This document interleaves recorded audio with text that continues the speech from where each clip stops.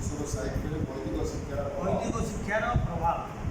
आम यदि वैदिक शिक्षा देखा ताल गुरुकुल आश्रम कथा प्रथम आम मन पड़ो। गुरुकुल आश्रम शिष्य मैंने जाकि रोले गुरु थे सखा जो आम इंग्लीश कहते फ्रेंड फिलोसोफर एंड गाइड सखा एवं बंधु एवं पथ प्रदर्शक भाई बंधु पथ प्रदर्शक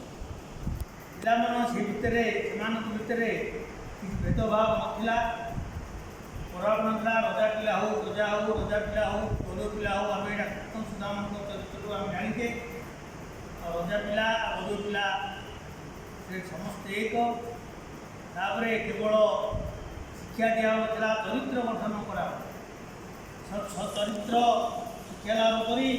पाने से बाहर आज आम जदि देखा आजिकल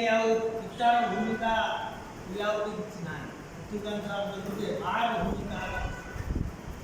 माटा आम शिशु मंदिर हो माँ का पिला दायित्व मार फोन नंबर का स्कूल बेसी था कौटे होमवर्क कला न कला ट्यूशन कला माटा आमर आग अच्छी कौन ना श्रवण कुमार था से बापा माँ उठूला माटा चाहूँगी पु श्रवण कुमार हो मात्र स्वामीटा श्रवण कुमार हो यहाँ हूँ गोटे आज गोटे पिलाटा जब श्रवण कुमार हम बापाटा श्रवण कुमार हम बुढ़ा बुढ़ा आज शिक्षार समस्त वयस्क लोक मैंने हठात होती तार एकमात्र कारण हूँ कौन ना कुशिक्षार प्रभाव आम यदि आम पुराण जो ताले सत्यरक्षा प्रभु रामचंद्र पूर्वपुरुष हरिश्चंद्र से सत्यरक्षा करते पालन जहाँ जहाँ कले आम तो ये आलोचना करवानी से गुड़ाक आम सत्यरक्षा विषय आमर पुरातन साहित्य पिला शिक्षा दिए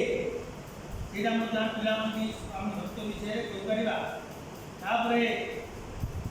नारी शिक्षा नारी मान अवमानना जमी लंका ध्वंस होता द्रौपदी गुरुकुल ध्वंस होता अहंकार भाव जो दुर्योधन गुरुकुल नष्ट होते यही सब गुड़ाक छुटिया छुटिया छुटिया छुटिया उदाहरण आम यदि पिला देवा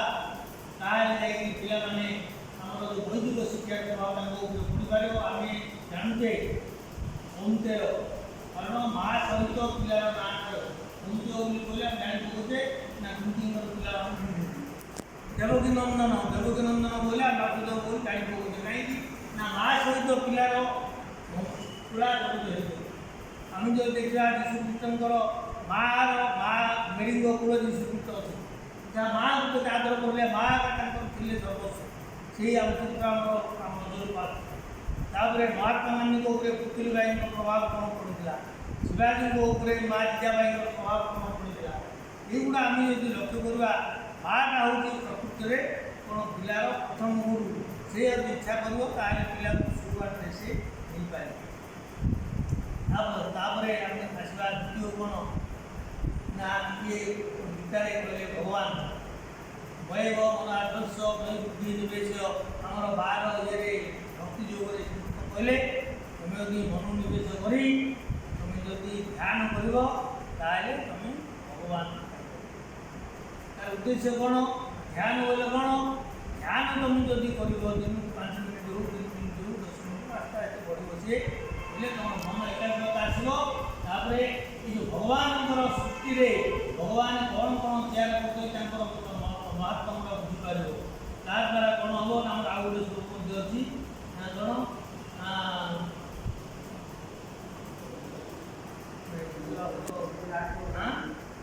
ये पंचम अध्याय भगवान श्रीकृष्ण सुनीचे स्वपाक तो पंडित विद्या विनय संपन्न ब्राह्मण अभिहस्ती सुनीचे स्वपाक तो पंडित यहीटा पिला जाणी कौन समस्त जीव समस्त भितर भगवान सत्ता भगवान आत्मा विद्यमान तेणु से जीवन इच्छा करने इच्छा प्रकाश ता भितर सकल भटे नारायण बसंत अनादि कारण ଭାଗ ଏଇଟା ହେଉଛି ଆମର ପ୍ରାଚୀନ ସାହିତ୍ୟ ପ୍ରଭାବ।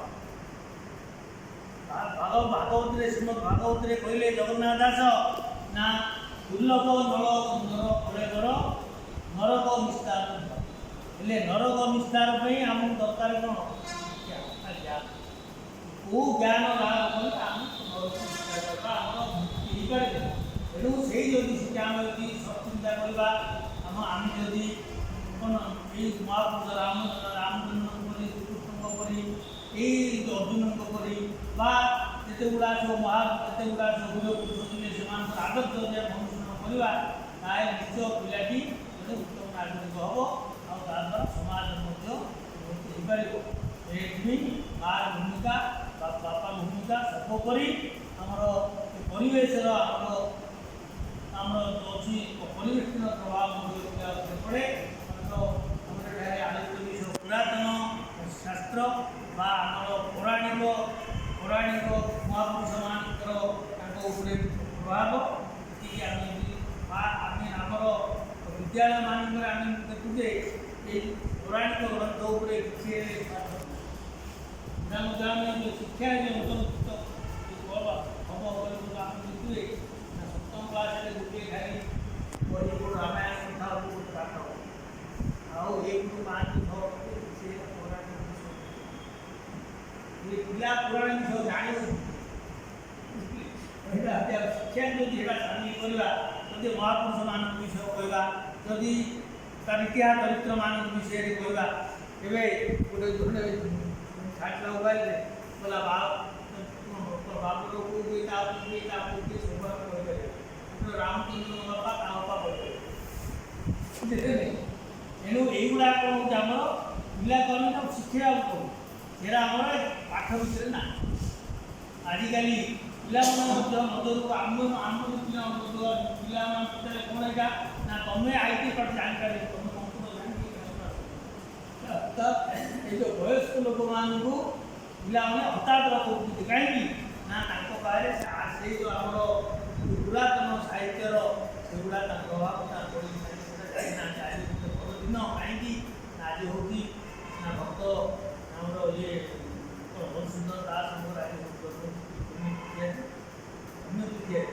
ସେ କହିଥିଲେ ଯେ ଘରେ ବିଫଳ ସଂସାର